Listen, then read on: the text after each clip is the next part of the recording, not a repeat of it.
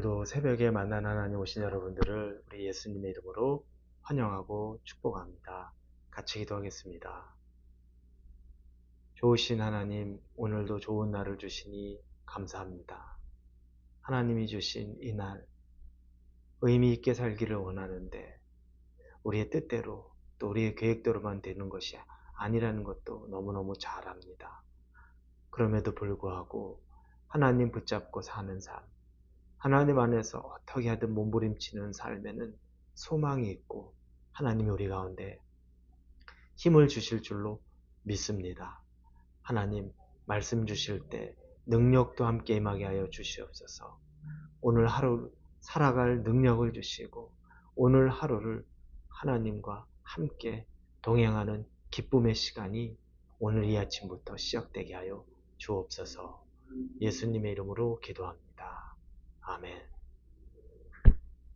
우리에게 주시는 말씀 같이 보겠습니다. 말씀은 마가복음 6장입니다.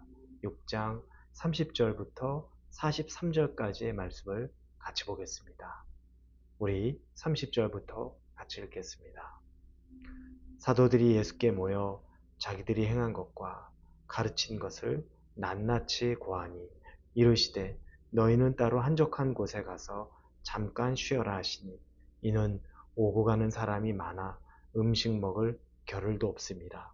이에 배를 타고 따로 한적한 곳에 갈새 그들이 가는 것을 보고 많은 사람이 그들인 줄 안지라.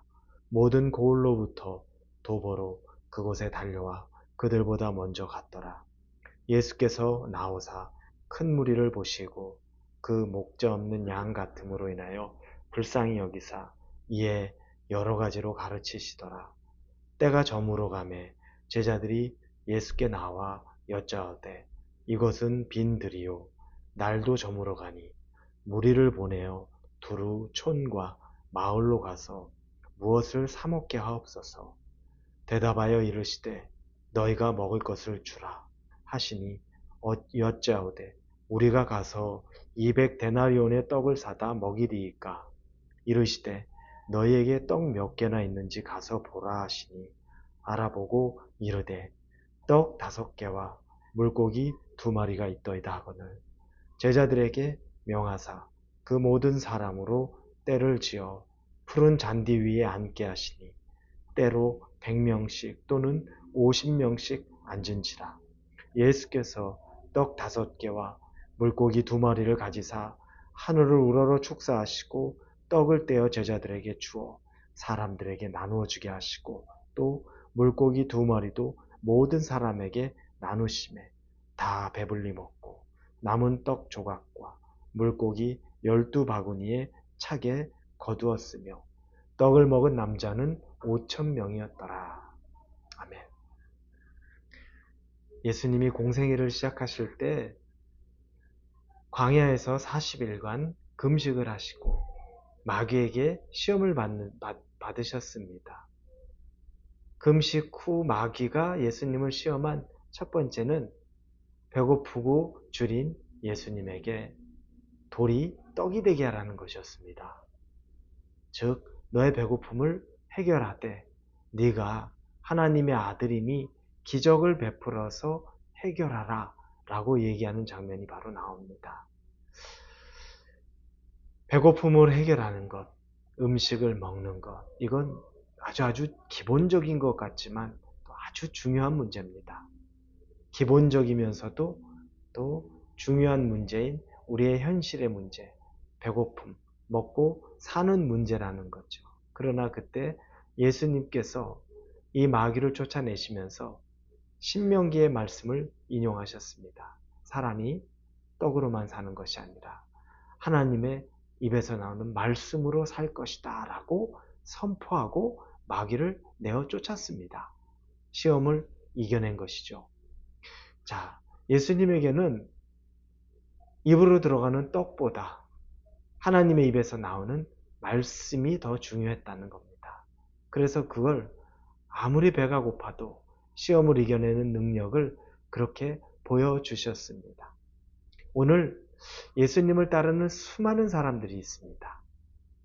이 사람들에게 예수님과 또 옆에 있는 제자들은 그들을 가르치고 병자를 치유하는데 도무지 자신들이 쉬고 밥 먹을 시간조차도 없었다고 오늘 본문에 나옵니다. 31절의 뒷부분에 보니 이는 오고 가는 사람이 많아 음식 먹을 겨를도 없습니다 라고 나옵니다. 이렇게 바쁘게 음식 먹을 겨를도 없이 사람들을 가르치기도 하고 또 사람들에게 치유를 행했죠.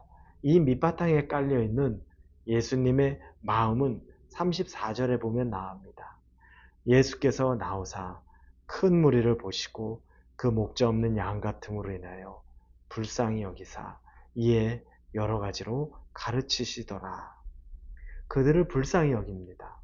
그러면서 그들을 불쌍히 여기는 방법 중에 하나는 그들에게 그래서 복음을 가르치시는 겁니다. 이 복음을 가르치지 않으면 그들은 불쌍한 것으로 끝이 날 것을 아는 거죠.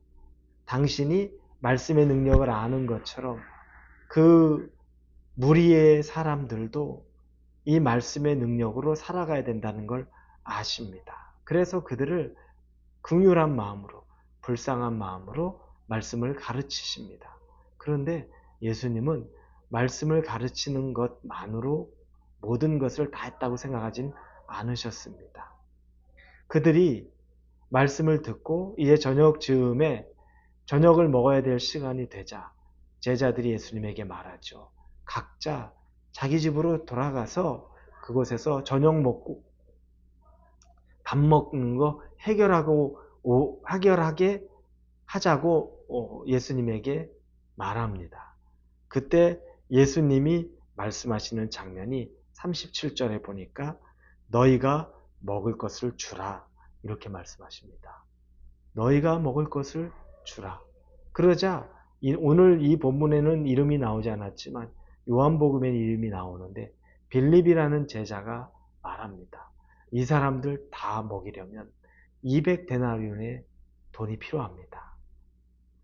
하루에 노동자의 일하는 품삯이 한 데나리온이라고 말하면 200일 정도 일해야 버는 큰 돈인 거죠. 연봉 중에 3분의 2 정도가 되는 그 정도의 돈을 오늘 하룻밤 써야 이 사람들에게 음식 먹일 수 있다는 겁니다. 그 이야기를 빌립이 이야기하는데 예수님께서 그때 하는 말이 너희에게 떡 몇 개가 있는지 가서 보라 라고 말합니다. 그들이 찾아낸 것은 어린아이가 가지고 있었던 도시락이죠. 오병이어, 물고기 2마리와 떡 5개 이걸 가지고 옵니다. 예수님은 그걸 가지고서 하나님에게 축사하시고 그리고 떼어서 모든 사람들에게 나누어서 먹였는데 5,000명이 먹고 또 12강주리가 남았다라고 나오는 본문이 있습니다. 이 본문을 보면서 감동을 느낍니다. 첫째는 예수님은 그렇게 떡이 중요한 것보다 생명의 말씀이 더 중요하다고 말씀하셨습니다. 그래서 그들에게 생명의 말씀을 전해주셨는데 거기에만 머물지 않고 그들의 삶의 필요도 채워주기를 원하셨던 겁니다. 사랑이었습니다. 그들도 먹어야 된다는 걸 아셨기에 말씀을 먼저 먹이신 이후에 떡을 그들에게 먹이기를 원하셨던 예수님의 사랑을 봅니다. 그런데 또 하나 우리에게 가르쳐주는 것은 그 사랑을 전하는 데 있어서 우리가 그 사랑을 전하는 도구가 되기를 원하셨습니다. 나는 별로 없는데요. 나는 누구에게 나눠줄 만한 것이 없습니다. 말할 수 있는데 예수님은 먼저 너희가 먹이라라고 말하죠. 너희가 떡을 주라라고 말합니다. 그 말을 하시면서 우리에게 말하는 건 너희에게 200데나리온이나 되는 돈을 요구하는 것은 아니다.